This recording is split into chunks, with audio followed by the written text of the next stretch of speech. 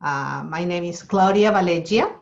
I am the chair of the Council on Latin American and Iberian Studies of the Macmillan Center here at Yale. I am delighted to welcome you to the first colloquium of our colloquium series. Now we are going to be virtual for the rest of the semester, and I am particularly honored to launch this series with Yale Poynter Fellow and former World Fellow Paula Escobar Chavarria. And before I do a full and deserving introduction to Paula, let me tell you a little bit about CLISE. We have recently updated our mission statement that now reads, CLISE enhances the understanding of Latin America and the Iberian Peninsula through collaborative efforts focused on meaningful partnerships and exchange of ideas and academic research. So notice two keywords, collaborative and partnership, which are the things that we will be stressing through the year at CLISE. So basically, CLISE is the central hub for intellectual exchange and partnerships in Latin America, Spain, and Portugal. And with our first talk, and especially with Paula as our inaugural speaker, I am excited to kick off this year's theme, which is deconstructing gender in Latin America. So just a brief update on that. We have some exciting developments around this theme. We are launching the Latin American Interdisciplinary Gender Network, which we are doing in partnership with the Universidad Nacional Autónoma de México, through the Center of Research on Gender Studies, the CIEG, and the Center for Mexican Studies in Boston. The inaugural virtual conference that will formally launch this research network is slated to be later in November. Okay, without further ado, let me now introduce Paula. Paula Escobar Chavarria is a Chilean journalist, editor, and author, and she's also a professor at Universidad Diego Portales and a member of the board of the Young Global Leaders Foundation and of Comunidad Mujer. She's also the co-founder and director of the Women and Media Chair at Universidad Diego Portales and a member of the Council of the Web Gender Parity Initiative in Chile. She was named a Young Global Leader in 2006, a Yale World Fellow in 2011, won the Lenka Franulik Award for the Best Woman Journalist in Chile in 2014, and was chosen one of the BBC 100 Inspiring Women in 2015. And in 2019, she won, together with her team, the Excellence in Journalism Award in Print Media in Chile for their coverage of sexual misconduct and abuse. Paula studied journalism at the Universidad Católica de Chile and has a master's degree in comparative literature. Furthermore, Paula has published 6 non-fiction books. In one of them, she interviewed all Chilean presidents after their return to democracy. She's the former magazine editor of El Mercurio, former editor of chief of Caras magazine, Revista Caras, and former editorial editor of Televisa Group in Chile. She has also written for the Huffington Post. So I could go on the entire hour listing her accomplishments and awards and publications, but let me wrap up by saying that we are truly thrilled to welcome Paula, and I'm going to ask the audience if you have questions to use the chat box, and I will read the questions at the end of Paula's presentation. So welcome, Paula, and you can begin. Thank you. Thank you, Claudia. Thank you so much for this wonderful introduction. It's really, really an honor for me to be with you today. I think that my semester at the Yale World Fellows Program in 2012 was really one of the best moments of my professional and personal life. So I'm very grateful to you, Claudia, to Daniel, to Asia, and to Kleis for inviting me today, and also for the Yale World Fellows Program, which is something that you become in a certain year, but you remain for your whole life. And I'm also grateful to Universidad de Portales, where I teach and I run this chair on women and media. So thank you all for being here today. I will begin my presentation today because as it is the case in so many places in the world, this pandemic has been really a very, very hard problem for women. So coronavirus has a gender, we can say, has unveiled a lot of gender issues that were there.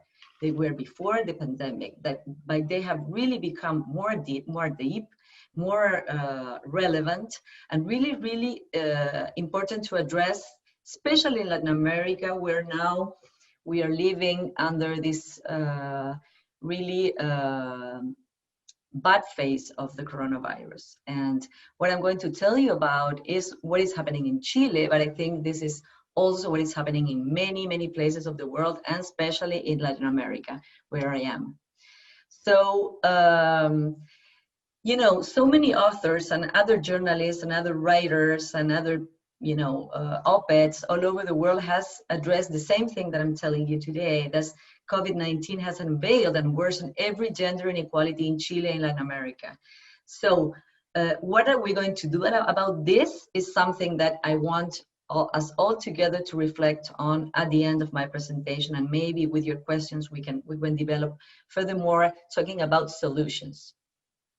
And what happened in Chile, at least, before COVID-19? Well, we were having a great moment related to gender fights. You know, this is a picture of the historic 8th of March demonstration. I was there also. I was with my daughters. And if you can read, I don't know if you understand Spanish, but you can read there, you know, between all these women that were there, says históricas, which means historical.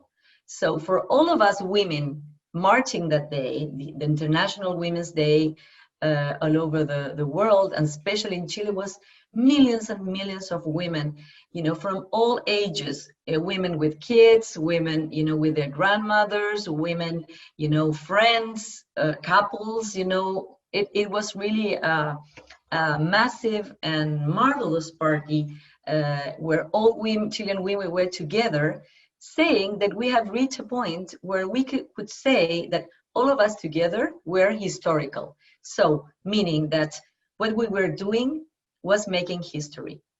So this was a painting actually in the street. Now was taken away. During the coronavirus, they decided to make a lot of renovations on the public places, and they, you know, I don't know if it was deliberate or not, but this was erased. But this is the spirit where we were living. Millions of people there, millions of women. It was a moment of genuine complicity, sorority of Chilean women from, as I was telling you, different ages, different professions, different backgrounds. We were all in the same boat, feeling that progress was being made, and we had ahead of us a better future for us, but also for our daughters and our grandchildren. And 8th of March, coronavirus was already, you know, in a lot of places, in the US certainly, and in Chile too. The first case was in the 3rd of March. So at that point, I think there were, 10 cases in Chile. They were really, you know, contained. So we were able to march that day without feeling that we could get the disease. So it was, I can say, the last chance we had, the last moment where Chilean people could go to the streets again, and all, as I told you, all women saying we are all in this together and we are making historical progress. And you know, these are some of the pictures of that day. There were, you know, artists, there were, different kind of performances of different groups of Chilean women saying, and you know, this, I don't know how to tell you what I felt there, but what I think it's something like the strongest sorority that I have ever felt in a demonstration of women and or any kind of demonstration in Chile, but also the sense of hope, especially of young women like this one. And they were like feeling empowered, feeling, as I was telling you, that the future was right in front of us. We just have to, you know, move forward. And also, you might have seen this picture because it's now a global Chilean group called Las Tesis, which is, you know, this amazing women that I have now realized that Time Magazine has chosen them like one of the most, the 100 influential people on earth recently, like yesterday or today. This group of Chilean women, Chilean artists and performers, they have created this global song that is called "A Rapist in Your Way."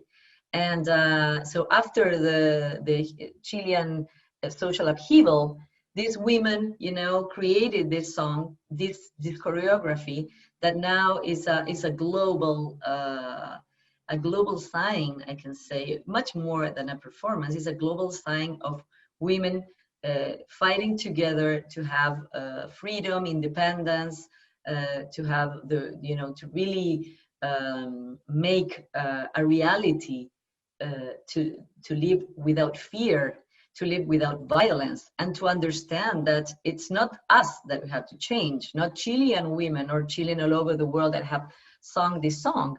It's a structure, is the structure how society is built that has to change.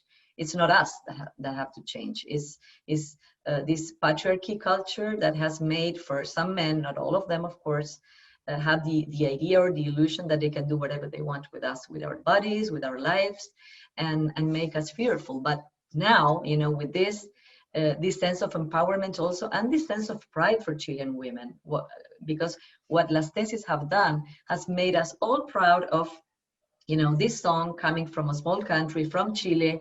It's gone viral in few hours, and you know, people, you know, all over the world have sung this song, and Un violador en tu camino, as I was telling you, and the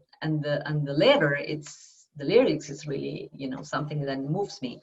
Y la culpa no era mía, ni dónde estaba, ni cómo vestía. So the fault is not mine, where I was, not how I was dressed. And this is very important because violence against women in all the degrees, you know, from the micro machismo that we can suffer every day, you know, till, you know, being raped and being abused in the workplace by bosses, by people on the streets.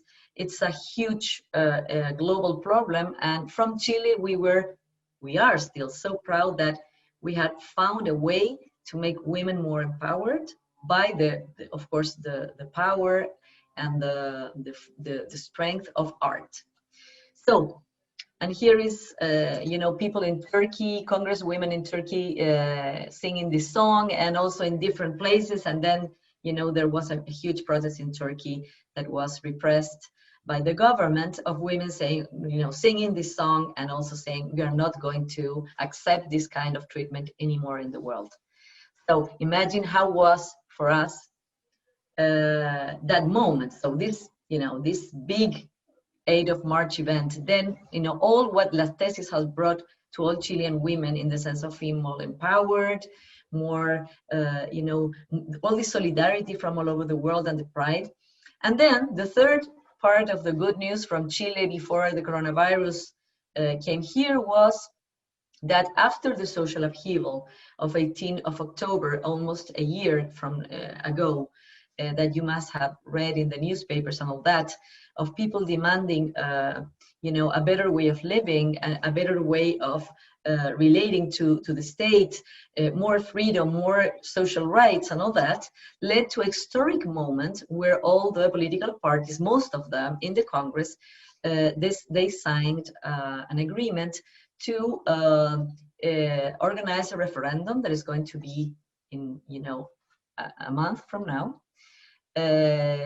so that Chilean people has to decide whether they want to write a new constitution, which is, the institutional solution that the Chileans thought that was important to address this social upheaval and this social crisis. And the good thing is that with the help of a lot of, NGOs that promotes women's rights and a very transversal group of women from different political parties, grounds, ages, etc.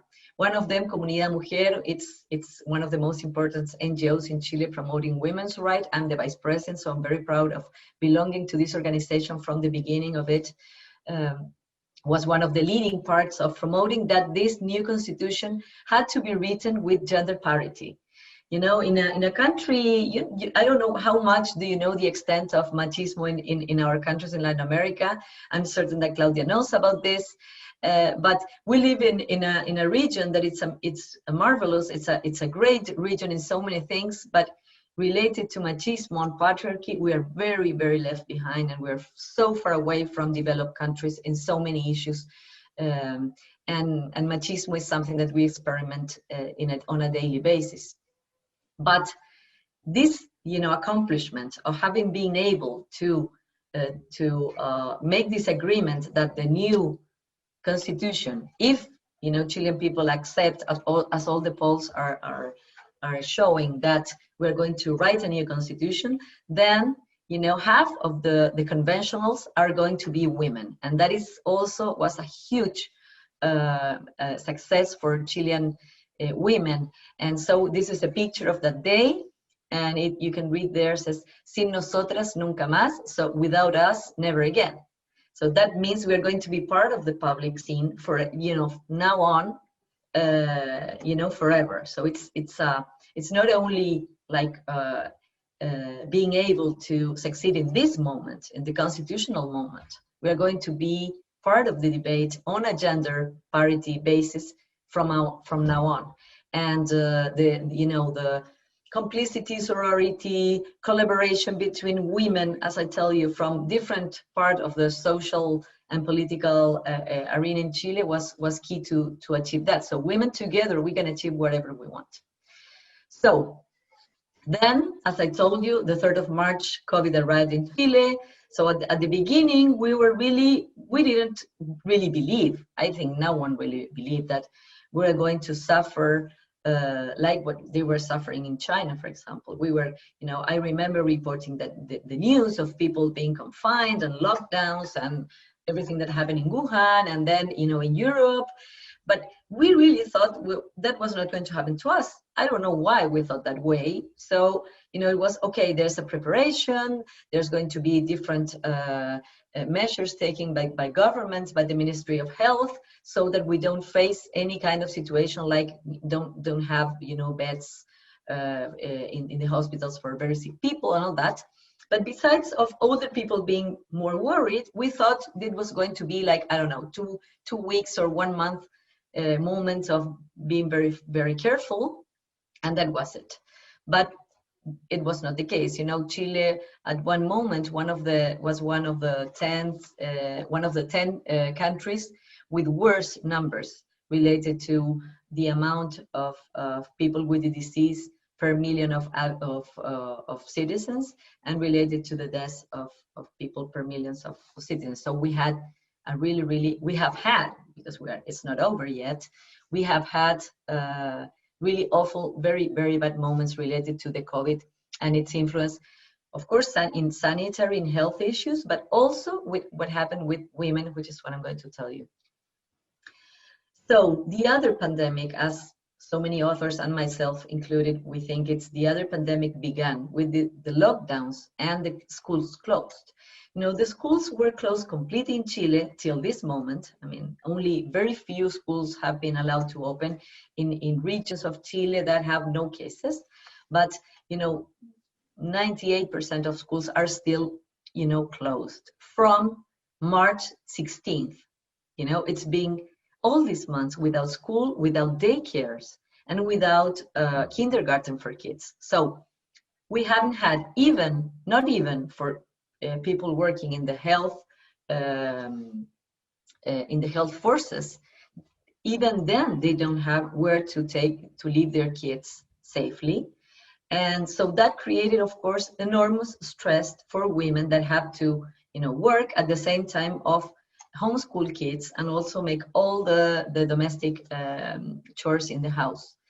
And so what happened, a very strong rise in violence against women, historical rise, awful. Women being beaten by their, by their husbands or their partners. Women, almost, femicidios also, and mistreated, and psychological violence, all the degrees of violence against women in the rise. 200% more calls for emergency numbers by the Ministry of Women in Chile, 200% rise, which is unbelievable.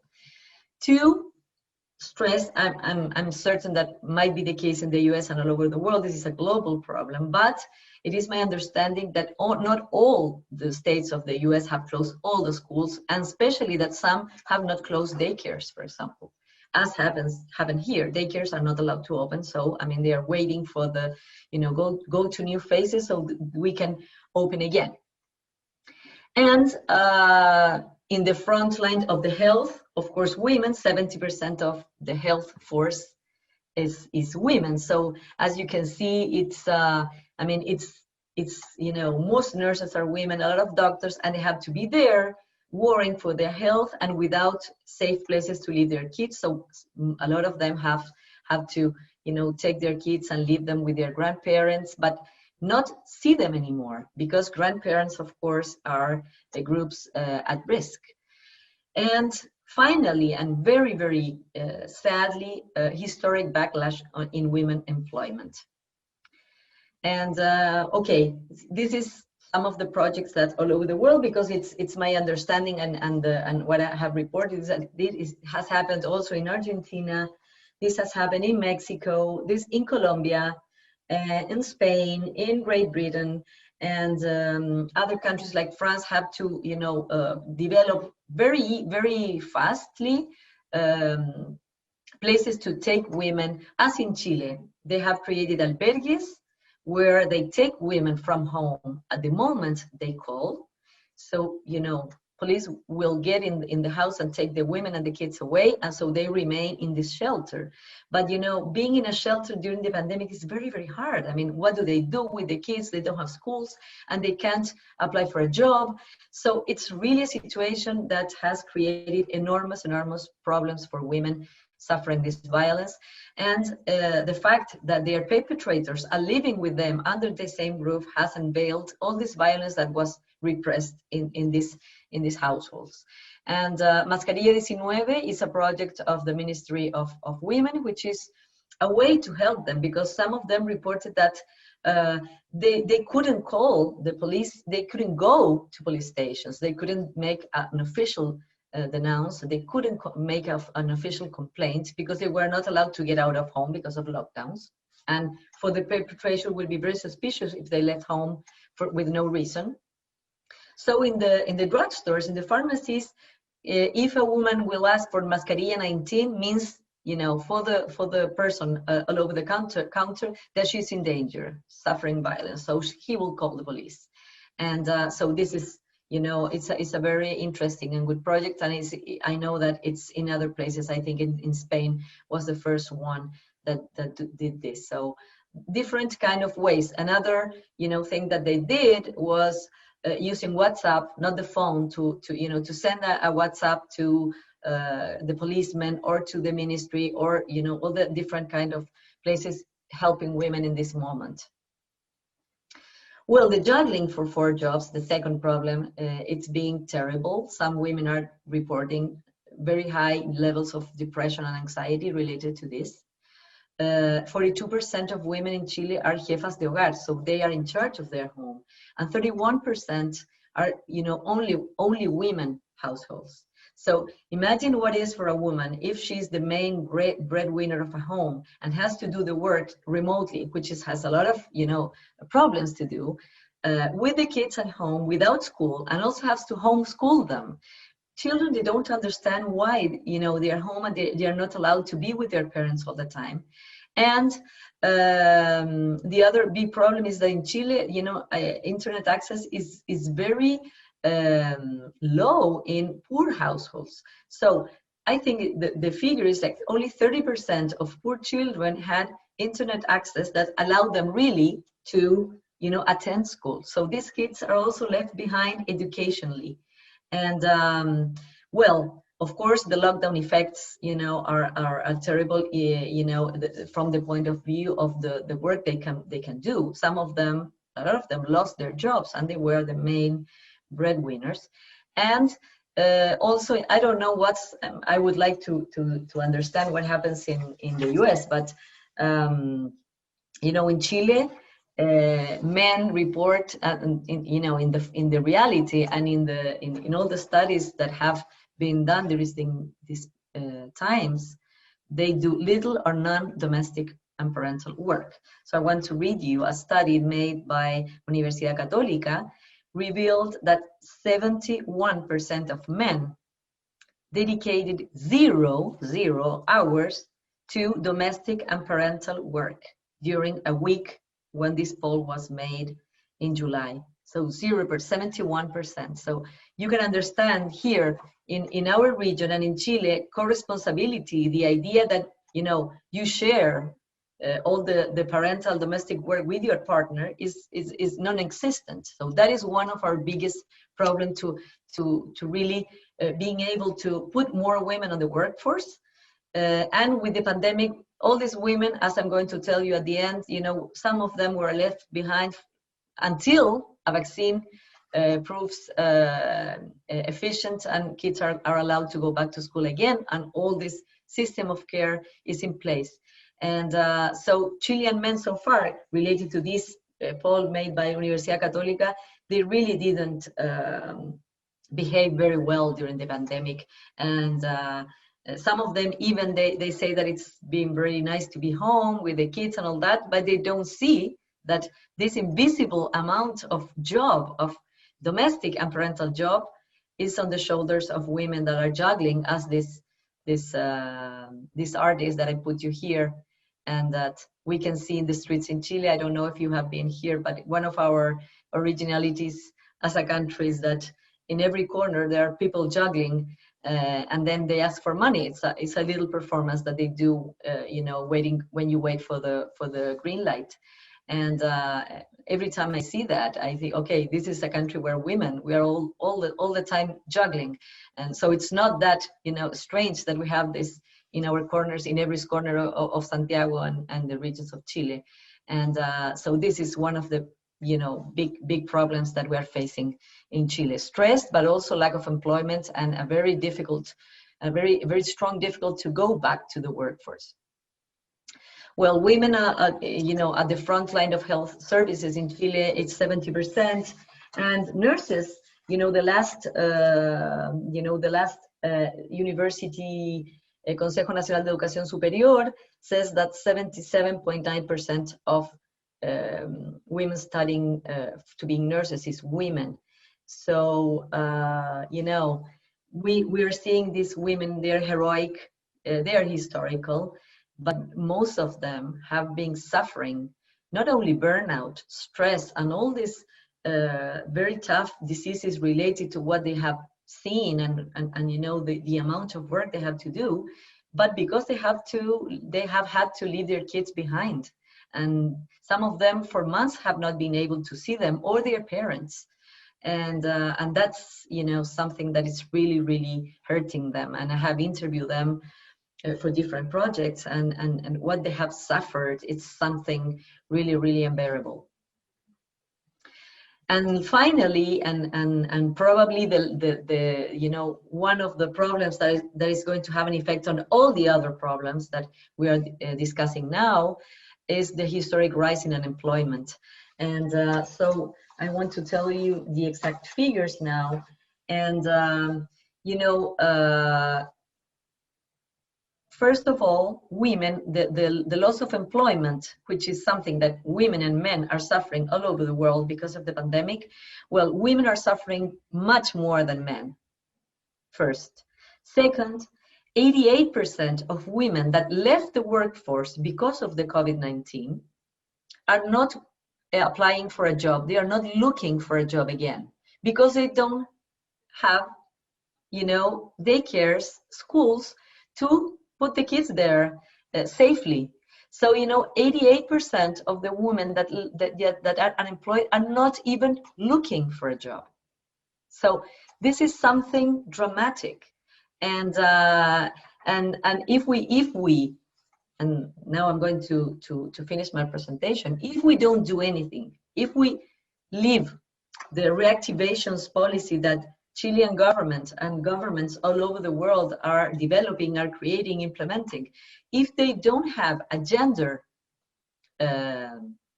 factor, if they don't address what women are suffering, if they don't face this, and if they don't give solutions, then it's going to happen what is happening in Chile, that the backlash is of 10 years related to women in the workplace. So now the numbers of women participating in the workforce, which was, I have to say, very low compared to OECD and to the region even before the COVID-19. So now we are with the figures that we had 10 years ago. So now 41.3% of women participate in the labor force, and before COVID was 52%. So this is something, it's a problem, it's a dramatic backlash that might hurt generations of women that have lost their jobs now, but also women that are not going to be able to look for a job for the first time. And some of them are being, are getting out of universities because they have to take care of small brothers and sons, So the family, what is happening inside families is that, is the girl that is studying that has to, postpone their studies to take care of the children at home, or to help the grandmother, or to do all the care, the invisible and so important and so key care work that women have done all over the millennia, and that COVID-19 has now shown how important it is. And but we are being left behind by this. This is a very beautiful photo that I want to show you to finish my presentation and to be open to discuss this and to talk. It's by Tamara Merino, a very distinguished Chilean photographer. Is she and her mother. And so it's I think it's very moving because they are both taking care, protecting themselves from COVID, but not protecting themselves from each other. And I think the only way that we are going to face all these enormous problems that COVID-19 has posed on us is together, as we were before COVID-19, and fighting for this world to change.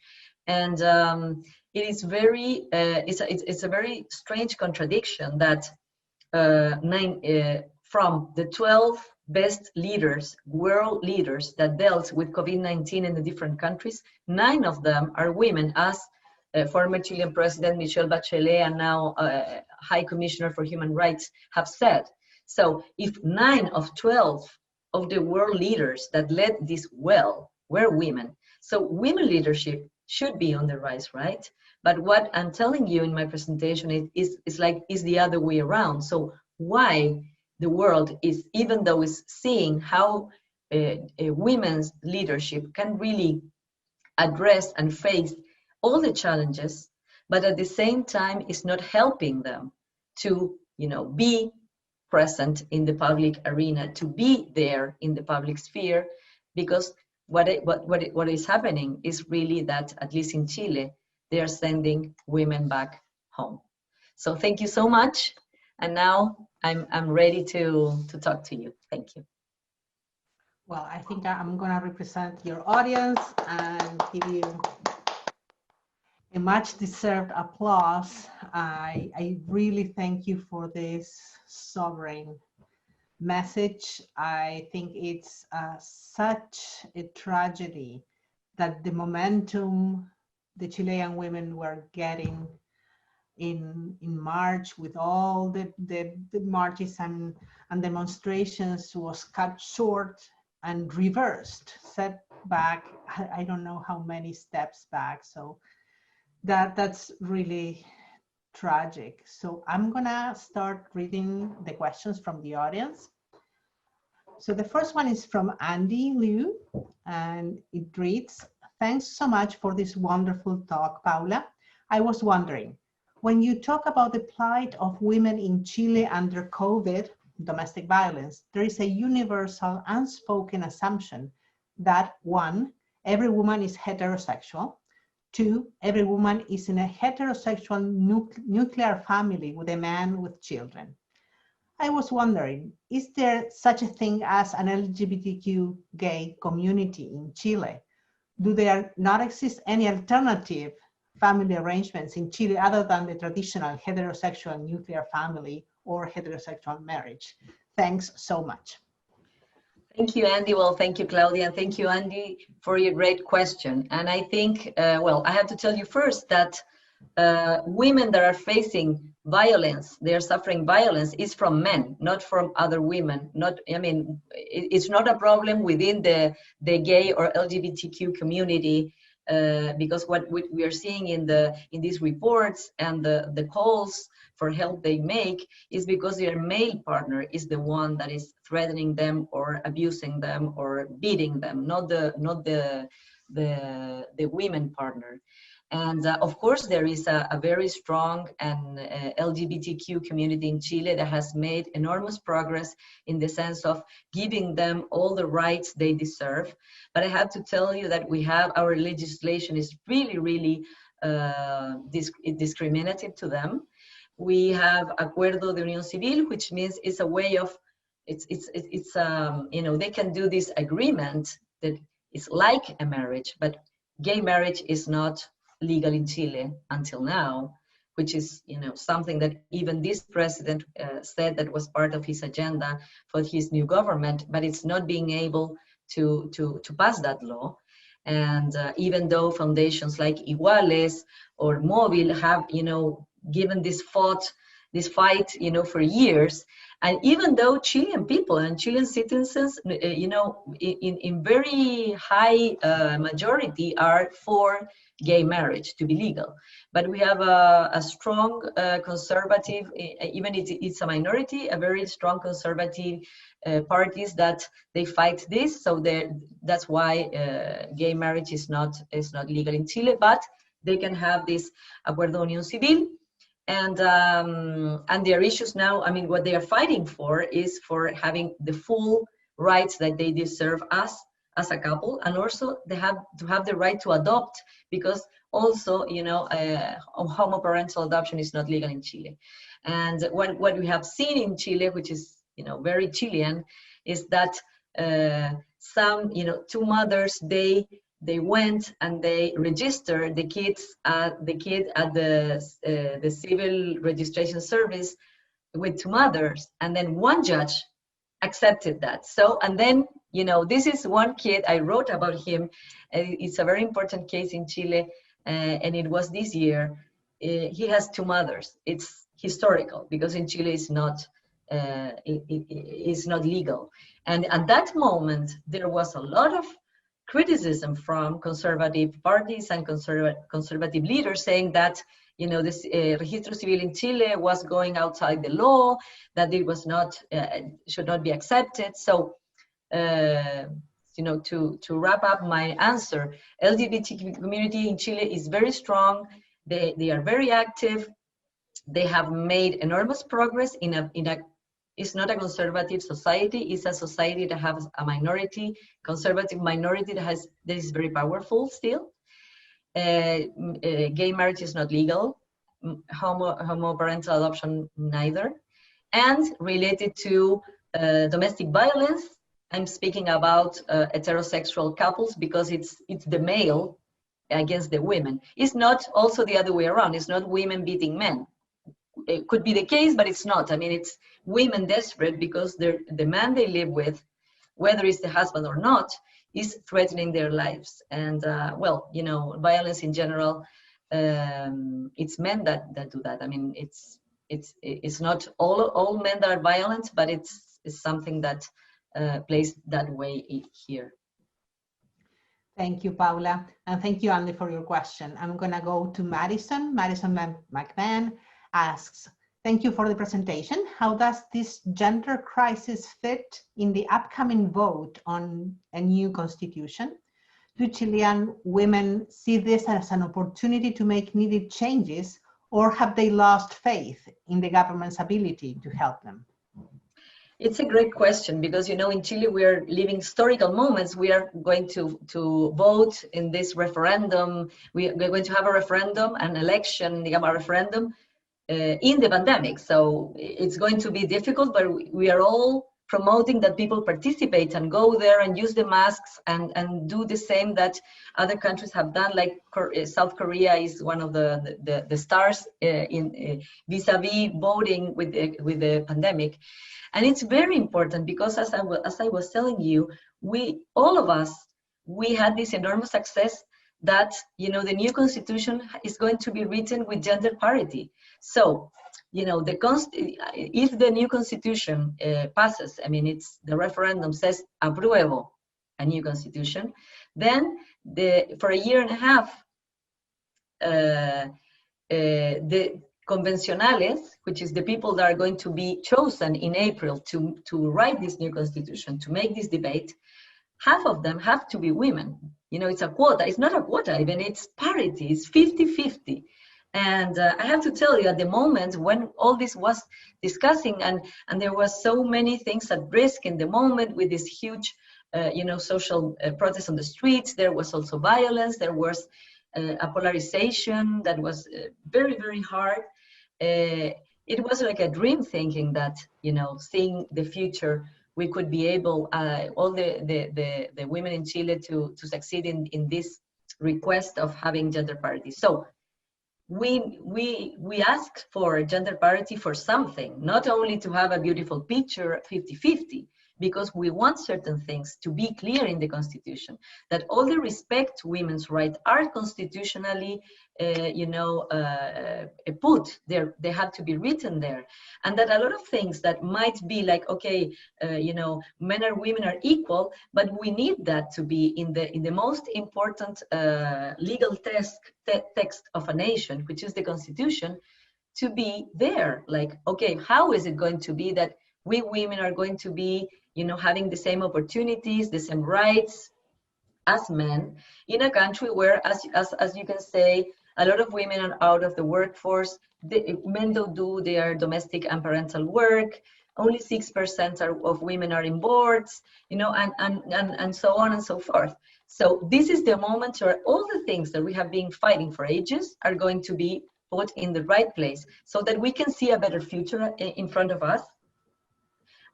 You know, a future that is not only fairer for women, but for all citizens, of course, for the LGBT community, but also for all the misrepresented groups of Chile. You know, we have indigenous people, Mapuche, they have, you know, a lot of reivindications. They really need a constitution that embraces them, our indigenous members, and so many other groups in Chile that have been misrepresented, as in so many countries, because white, male, older men are what you mostly see when you see when you see the places where decisions are taken. Okay, thank you so much. There was a question by Risha that I think you answered it already, but if that's not the case, Risha, please ask again or a different question. There is a question by Michael Ortslanki. Chile in recent years has had a woman president and a high percentage of women cabinet ministers and legislators. Has this had a positive impact on Chilean women in terms of policies, laws, and quality of life? That's a great question, because as you know, we had, you know, the only person that has been president twice is Michelle Bachelet. Is the first woman president, the only woman president, and she was chosen twice. And also she's a global leader. I mean, she's a great leader in Chile. And now she lives in Geneva because she works for the United Nations, as I was telling you, as High Commissioner for Human Rights. And she's a global leader in topics about, you know, women's rights, but also human rights in general. Because I think women's rights, it's human rights. It's not something that women are fighting for themselves, for their own sake. It's about really, you know, having a full citizenship with rights for everyone. And when she was president, it had a huge impact. I have to tell you that the first time she became president, you know, there was this beautiful image the day she took office. I was reporting in the streets, and they were selling this presidential band that in Chile we put, you know, the president puts the presidential band. And they were, you know, selling them in the streets. And there were a lot of women, especially older women, with the band. Like, you know, it was a so nice moment when women were feeling that it was not only Michelle Bachelet that was, you know, elected. It was, we were all with her going to La Moneda, which is the presidential palace. She had very strong policies towards helping and promoting women's rights. And she was very, you know, concerned about parity. She put parity in the boards of all the state-owned companies, for example, and huge success about that. All this company has thrived with this parity decision that she made, even though at the beginning they were saying, no, you know, these companies are going to suffer. Why this has to be merit? As if, you know, if women are put in that position, they don't have the merit. I mean, what's the point? Of course, there are women that are completely capable of doing the job. It's only that they have been left behind, and half of the population are normally, you know, they don't even see if there's a candidate in half of the population. And she also had gender parity in the cabinet, and in so many positions. She was very worried of not only that she was a leader, that to open the door for more leaders, which is something that is really important that all women do, you know, to get to certain positions, to open the doors for more women, not to be happy because we are there and we broke a glass ceiling and then so what? It's only one. You need really, you know, more women to change. Otherwise, it's only one. That normally they put one just to be to have a better picture, not only of all white men. So. And she was very, very active in that. But then, you know, the next government was President Piñera. He's also the second. He's only his second period, and he reversed that policy. He didn't have a gender parity cabinet. It's not something that he's part of his really, we can say, priorities. I'm not saying that he's not worried about that. You can see that in all his speeches and things like that, the ministers. But if you really see the priorities, it's not one of the priorities to put women in positions of power and to change the imbalances and inequalities gender related. And then Bachelet came again to power, the same thing, new promotion, new women.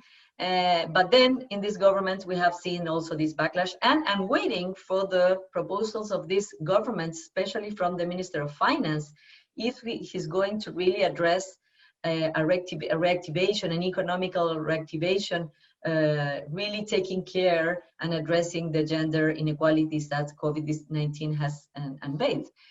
So far, it's not the case. I mean, there's nothing especially for women, even though you can see that the situation is really dramatic, especially for the ones that are the main breadwinner of their households, and also for the other ones that with their money, I mean, it was the, you know, half of what the household had, so they are now, you know, going to poverty.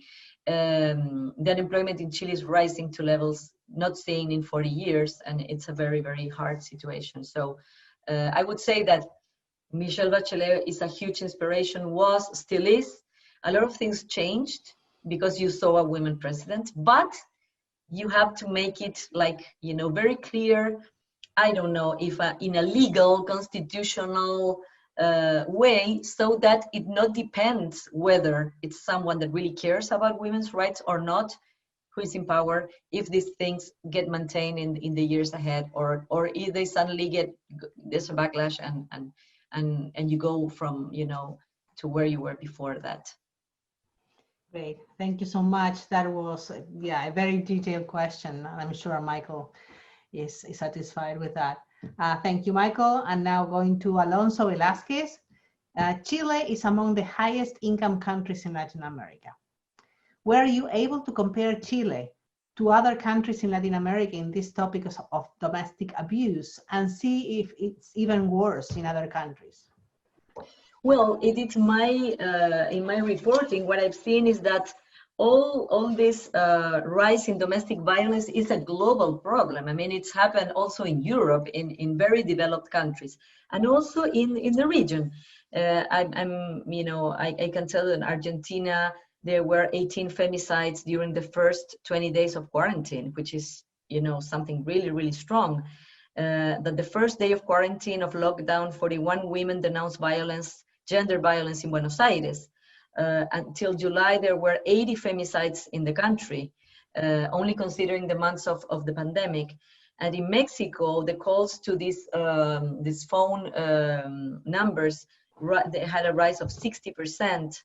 And also the petitions to go to albergues, they had a rise of 30% in the national net of shelters.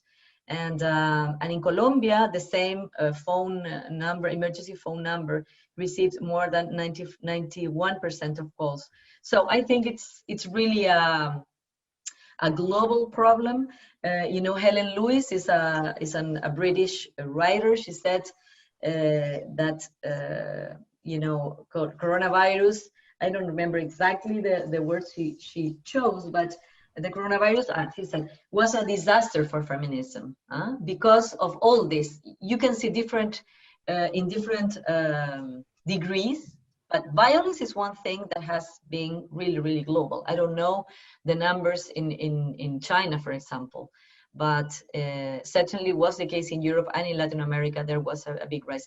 Ahora, I have to tell you, related to Chile, that as we are debating our new process, we are all thinking about our future, which policies, how much state, how much free market, how do we reform capitalism in the way that serves all citizens and not only companies. We're all in, this is our normal talk, besides COVID, because we are facing this process, and because in the next 2 years, we only have elections. We're going to elect conventionals to write the new constitution, governors, mayors, and then we have to change all the parliament, and then there are presidential elections. So a political debate is very important. And even though we have the highest PIB per capita in Latin America, I don't know if we can say that.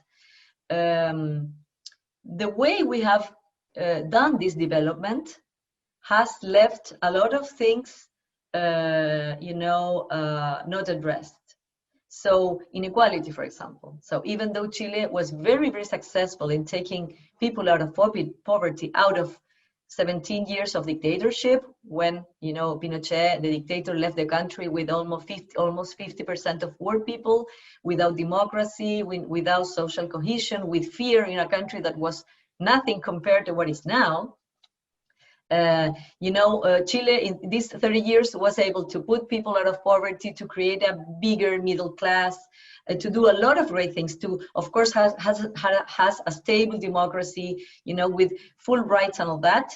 But a lot of things were left behind. And now, what Chilean people want is to the pace of movement and reform be a little bit faster, so that all the citizens are served by this democracy and not only the privileged ones. So that's why in some things we look more developed than other countries of the region, but in other ones, I think it's not the case.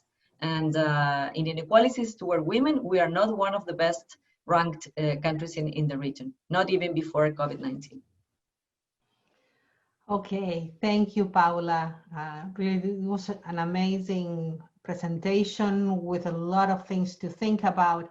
And I would like to end by exchanging ideas on action items. What can we do? What can we do as individuals? What can we do as collectives, what can we do as a society to alleviate this crisis? Thank you, Claudia. I think it's a great question, and I will go back to the inspiration of the beginning of my presentation. I think what we have to do is to be together and be, to work at showing we are all in the same boat. So it's not be divided. So I think the most powerful force on earth is sorority. Part of the machismo and the patriarchal culture is dividing women, creating these fake rivalries and this, and seeing the other women as a competition and not as someone that is suffering the same. So I think the first thing is when we were all together in that march, thousands and thousands of women in the streets, we achieved something together.